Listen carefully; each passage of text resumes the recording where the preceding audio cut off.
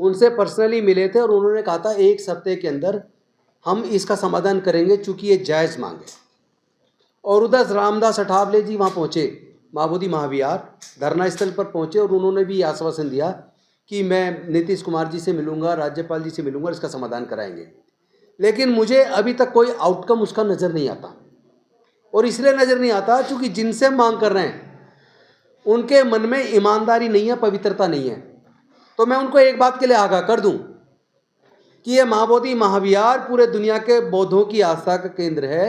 इस महाबोधि महाविहार पर तथागत बुद्ध को बोधि प्राप्त हुई थी, और वहाँ जिस तरह आप ऐसे काम कर रहे हैं, ऐसे आयोजन कर रहे हैं जो बुद्धिज्म के खिलाफ है, जो अंधविश्वास पाखंडवाद को बढ़ावा देते हैं।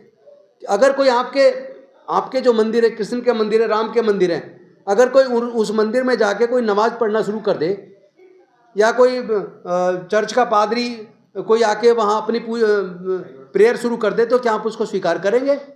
बौद्धों की आस्था के केंद्र में ऐसा कोई भी कार्य चाहे वो पिंडदान हो या कोई भी, क्यों कर रहे हो भैया?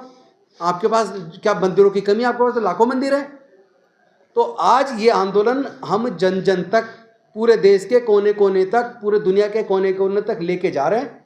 और सफलता इस बात की देखिए, अभी परसों बहुत बड़ा प्रदर्शन लंदन के अंदर हुआ है, जहाँ सैकड़ों और हजारों की मात्रा में लोगों ने प्रदर्शन किया। लास्ट वीक वाशिंगटन डीसी में हुआ, न्यूयॉर्क में हुआ, ऑस्ट्रेलिया के अंदर हुआ, फ्रांस में, जर्मनी में, तमाम देशों में जहाँ जहाँ तथागत बुद्ध को मानने वाले लोग हैं, वो लोग महाबोधि महाविहार की मुक्ति के लिए आवाज़ बुलंद कर रहे हैं। और अभी तो हम केवल महाबोधि महाविहार की मुक्ति की बात कर रहे हैं, क्योंकि हम इस मसले को बढ़ाना नहीं चाहते। आप तो मंदिरों में मस्जिद तलाशते फिर रहे हो, लेकिन ध्यान रखना, अगर सारे धार्मिक स्थलों पे खुदाई हो जाए तो 500 साल से पहले के जितने भी मंदिर या जितनी भी विरासत मिलेगी वो बुद्ध की मिलेगी। खुद स्वामी विवेकानंद जी ने अपनी राइटिंग्स के अंदर वॉल्यूम 7 में बताया है कि अनेकों बौद्ध मंदिरों पर कब्जा करके हिंदू मंदिर बनाए गए। पुरी का जगन्नाथपुरी का जो मंदिर है वो बुद्ध का मंदिर है। और हमारे खुद के जो लोगों ने जो रिसर्च किया है, उस रिसर्च में पाया है। आपको पता होगा, जब आदरणीय नरेंद्र मोदी जी मुख्यमंत्री थे गुजरात के, तो सोमनाथ टेम्पल के नीचे खुदाई शुरू की गई थी आर्कियोलॉजिकल सर्वे ऑफ इंडिया के द्वारा। उसके नीचे बुद्ध का मंदिर, बुद्ध की गुफाएं निकल आई, तुरंत उसको वहीं पे उन्होंने जांच को रोक दिया। मैं कह रहा हूँ, जहाँ भी खोदोगे बुद्ध निकलेंगे। भारत में 2000 से ज़्यादा गुफाएं हैं और उसमें 98% गुफाएं बुद्ध की हैं। हर जगह बुद्ध के अवशेष हैं। कितना छुपाओगे? जहाँ भी खुदाई होगी केवल बुद्ध निकलेंगे। अगर आप महाबोधि टेम्पल को तुरंत बौद्धों को सौंप देते हैं, उसका मैनेजमेंट कमेटी बीटी एक्ट 1949 को तुरंत रिपील करके, तो ये शायद पूरे देश के लिए अच्छा होगा और ये इन लोग के लिए अच्छा होगा। वरना अभी हम महाबोधि महाविहार की मुक्ति की बात कर रहे हैं, उसके बाद जितने बौद्ध मंदिरों पर कब्जा किया गया है, फिर हम उसके लिए भी आंदोलन छेड़ेंगे। और हम और भंते जी और तमाम बौद्ध भिक्षु और तमाम अम्बेडकरी या बुद्धिस्ट उपासक, जो पूरे देश के अंदर उपासक उपासिकाएं जो मूवमेंट चला रही हैं, अब हम इस आंदोलन को एक एक घर, एक एक गांव तक लेके जाएंगे।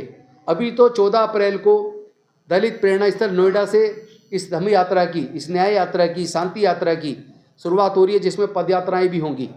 और हम जगह जगह मीटिंग लेते हुए इसको आगे बढ़ाएंगे। और फिर पूरे देश के कोने कोने से भी इस तरह की यात्राएं निकलेंगी। और हम इस आंदोलन को इस बार, जैसे 92 के अंदर भंते नागार्जुन सुरेश ससई जी के नेतृत्व में जो आंदोलन चला था, और उस आंदोलन को आपने डिफ्यूज़ किया, उनको अल्पसंख्यक आयोग का मेंबर बना दिया, बाकी 4 भिक्षुओं को उसका मेंबर बना दिया मैनेजमेंट कमेटी का, और आपने उनको प्रॉमिस किया कि हम इसका पूर्ण समाधान करेंगे, लेकिन आपने समाधान नहीं किया। इस बार ये आंदोलन तब तक चलेगा जब तक पूर्ण समाधान ना हो जाए, जब तक बीटी एक्ट 1949 एक्ट रिपील ना हो जाए। हम इसको जन जन का आंदोलन बना देंगे। और ये समझ लीजिए, ये केवल अम्बेडकरवादियों तक सीमित नहीं है। देश के तमाम दलित, पिछड़े, आदिवासी और यहाँ तक कि माइनॉरिटी के भी 90% लोग ये उस बात को समझ रहे हैं कि हम सब के पूर्वज बौद्ध थे। यानी भारत में 90% लोगों के पूर्वज बौद्ध थे। तो ये 90% लोगों का आंदोलन बनता जा रहा है। एक एक गांव तक, एक एक घर तक, एक एक परिवार तक इस आंदोलन को लेके जाएंगे। राजनीति अपनी जगह, हम राजनीति से ऊपर उठ के, क्योंकि ये हमारी सांस्कृतिक विरासत का मसला है, ये हमारे मान सम्मान और स्वाभिमान का मसला है, तो हम अपनी सांस्कृतिक विरासत को पूर्ण मुक्ति तक अब रुकने वाले नहीं हैं। और एक तरफ सर्वोच्च न्यायालय के न्यायाधीश जजमेंट दे रहे हैं आस्था के आधार पे, तो हमारी आस्था की कोई कदर नहीं है क्या? तुम्हारी आस्था आस्था, हमारी आस्था आस्था नहीं है।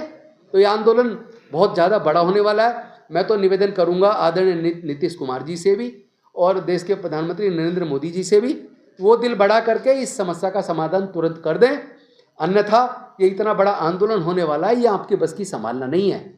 इससे पहले कि इतना बड़ा आंदोलन हो जाए, मैं आपसे निवेदन कर रहा हूँ इसका समाधान कीजिए, तो बात यहीं तक शांतिपूर्ण तरीके से निमट जाएगी। क्योंकि हम बुद्ध को मानने वाले हैं, उस बुद्ध को जिसने दुनिया को शांति मानवता का संदेश दिया, जिसने समता, स्वतंत्रता, बंधुता, न्याय, प्रज्ञाशील, करुणा और मैत्री का संदेश दिया। तो हम हाथ जोड़कर विनती कर रहे हैं, लेकिन अगर हम हाथ जोड़ना जानते हैं तो हम हाथ मरोड़ना भी जानते हैं। अभी हम इंतजार कर रहे हैं, देखते हैं आप लोग कितना और रिजिड होके हठ धर्मी करके बैठे रहेंगे।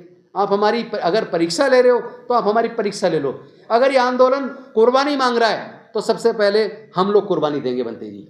हम अपने आप को मिटाने को तैयार हैं, लेकिन अपने समाज की, इस पूरे बुद्धिस्ट समाज की आस्था के ऊपर आंच नहीं आने देंगे। हम इसको मुक्त कराने तक रुकने वाले नहीं है। आंदोलन घर घर तक हम लेके जाएंगे।